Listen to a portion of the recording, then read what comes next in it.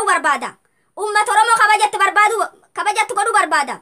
Qabsoon bilisummaa Oromootiif waraanni bilisummaa Oromoo wanni inni umrii isaa kalee abbootii ta'e irraa dhama'ee hagar dhadhama wujjuufi jirtuuf ilmaan Oromoo qeerroof qeerritti beekas wallaalaan wanni dhamaatee halkanii guyyaa dhakaa saabattee hundi gaaraa adoo dhukkubdee adoo madooftee bakki hin qabdu ciiftuufi isanti garaan gurgura. Dhagattee yoo gurguruu diddoo waltaatee ati uummati Oromoo qabsoon ta'e beluutii qabsoon ta'e keleetii ebeluu goota noo gootummaan waliin tollee waliin goota waliin bareenna wal malee nuun hin bareedu. Yoo jabaanne fi yoo yaranneellee kutaan kudhanii tokko wal qooddee homaa wanni ati bu'aaf ittiin jirtu. Gootummaa waliin haaki qubii harkaa waliin dabarree kutaa kudhanii tokko wal dabruu dhoorta. Beekas wallaalas qabdee akkasiin uummata Oromoo jalaan deemte bilisummaa uummata Oromoo goota.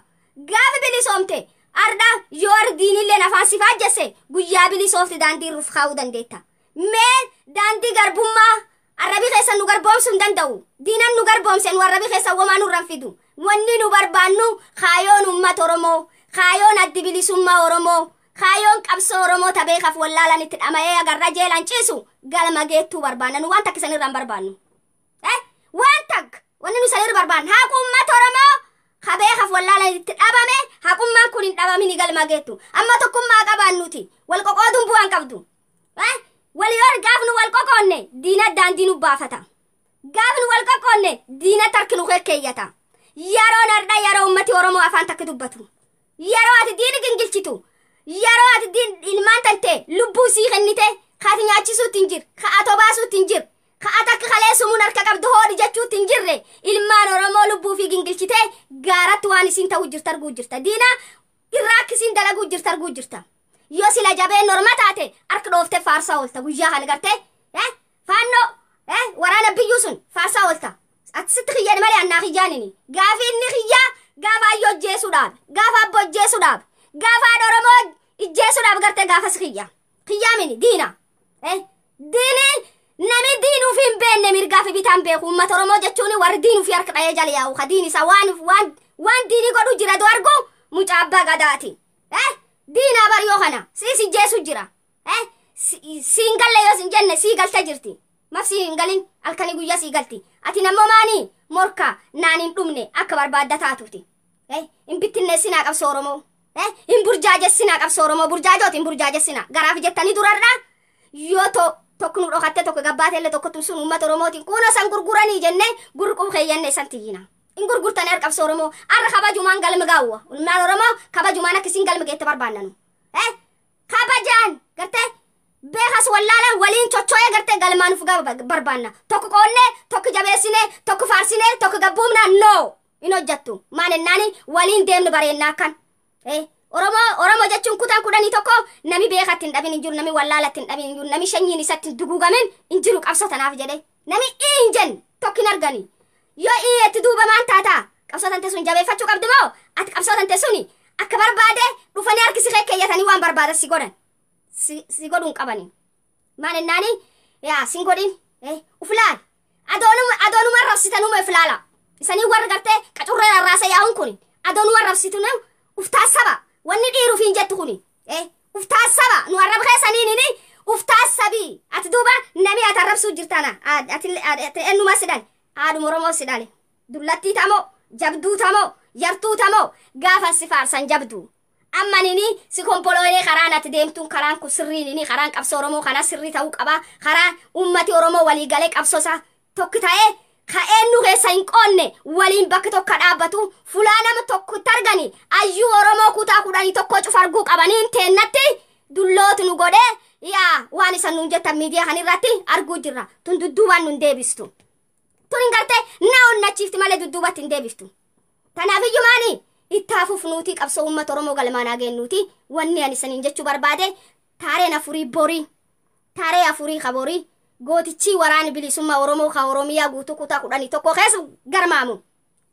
Kadiin waan inni tochuu jirgartu ka kophee isaa lafa dheetaa bar gaaf wayyaanee kophee waraani bilisummaa Oromoo lafa dheettii bar wayyaaneen ilmaan Oromoo qaqqaaliisanii dirree irraa tarrabsitan tan barfaalla iloonii yoosiin akkan baatu wayyaaneen ufirfi fincooftee jaanjite. Abbaan ufarrabsu ufin dandamuu jedhani qara. Tanaafi omaanini guyyaanii arrabi keessa waraan nunu arrabsa. qabna nyaanne dhunne bulla hojjanne galle akka fedhiteenna taana ilmaan oromoo ammoo lubbuu isii agabsite garaa isii hidhattee arrabsitiin arrabsina waan isan hojjechuu jirtaniif qabnaa bar ennaan ijoolleteen arrabsitanii waan isan irratti hojjechuu jirtan garra bar waan nu ballaan nu seenaa nu beekaa adobeen nu banyaan jettedhani sareen adobeen nu deemu jirra nu takka nama gargar qoodeeni nu takka nama kutaan gargar nami meeni gargar qooduun beennoo kutaan nam gargar qoonne nami mu beenne ummati guddaan aganga yoo inni hiriir ba'uuf yoo inni haala kanaaf ba'u warri huneessan ba jedhanii gaafatanii cuftii bar keenya irraan gayyaate taksumuun isaan irraan fudhanne yoo abbaan fedhe kenneef malee booran irraa nami ilmi boorana si dur taa'ee taksumuun naa kenni siin hin jenne yoo ati jaalatte kenniteef malee lubbuu teessan hedduu daddabarsaa turree bar warri wamaafuu wan dhabne ka waaqaaf wan dhabne ka lafaaf wan dhabne qabsaa'otti inni irraa afaan qabachuu qabdanii dirreen qabsoo ammoo hundeen uummata oromoo bakki cufaa buqqaate dirreen abbootiin teen kalee dhufte itti dhaadate dirree hangafaa jette jinfu waraana arte dhaabde soonii kibbaati jaalatte si jibbite hin diigamtu sooniin kibbaa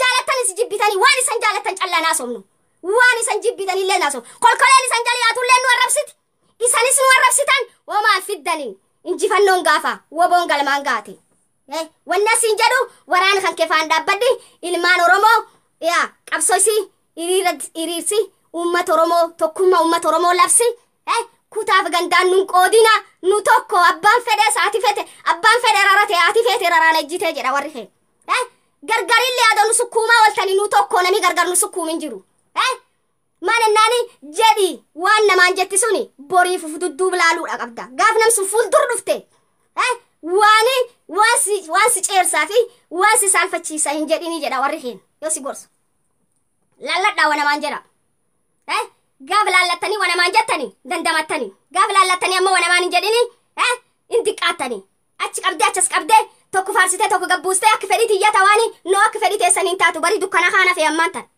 akka fedhii teessaniin taatan akka qabsoon oromoo faatu feetuu fi akka ummati oromoo fedhu taa'arra akka qabsoon oromoo feetuuf akka ummati oromoo ta'a waraanni bilisummaa oromoo ummata oromootiif qabsaa'ee nuuf hin qabsoomne tanaafiyyoo dhugaa tana hin dabsini dhugaa tana faan dhaabbadhi waan qabdi gaafadhi waan isii dhageetti irraa hubadhi waan isii irraa hubatteeni faanan luuccayi dhiirti nula jilbiiffachiifte ati muuxu baasii dhiirti sirraa jilbiiffachiifte dhiirti gargaarsiif hindistee haalleen kana rabsi jette qabsoo ummata oromoo akkasiin adabaa turanii akkasiin nyaacha turanii barcufnu akkanumaan nu nyaatani barcufnu akkasumaanii qabsoo ta'een dudduuba deebiste dhiirti homaa keessa hin jirre qabsoo ummata oromoo taphachuu hin qabdu waan taphachuu hin qabneefi irratti hojjechuu qabdaa irratti hojjedhi bilisummaa yoo barbaadde afaan hin dhaanini yoo bilisummaa hin feene adabnu irraa godhadha qabsaa'ota tokko faarsite tokko hin arrabsini wanni san arrabsitaniif hin jirtu wanni san qabsaa'ota oromoo arrabsitaniif hin jirtu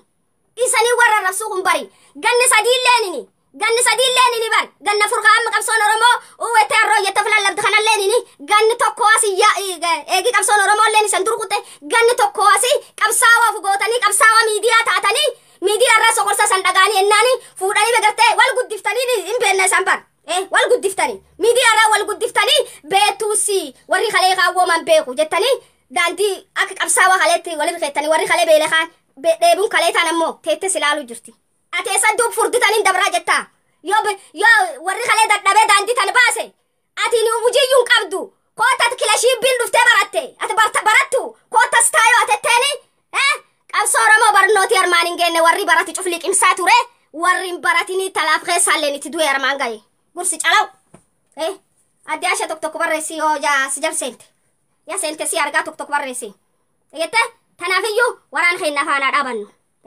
tokkummaa uummata oromoo bakka deemnu na labsinu amaar waan isin nutti hin jirtin gartani amaaraanini habbiyyuu amma daafoon qolchiinuuti kijibidhiisi mucaabbaa gadaati gaafinni mucaabbaa gadaa ta'e gaafinni qabsoo uummata oromoo yoo sila mucaabbaa abbaa gadaa ta'e qabsaa'ota oromoo takalee saba oromoo guddaa kan ga'uuf beeloftee dheebotte hin nyaachisu jeela guure nyaata birin taa'u kaan manatti dabe kaan jeela keessa nyaachise birin taa'u si mucaabbaa gadaa malee har'as boris naa mucaabbaa gadaatiin mucaabbaa garaatiin yonni kaayoo isaa amaara in kalchinaafi waraani bilisummaa oromoo amaa kalchaafi maaf kalchaaf waraani bilisummaa oromoo akkinni ganaa malee isaa kalcha isirra lolee inni illee malee dudduubaan dha barbaaddaniisan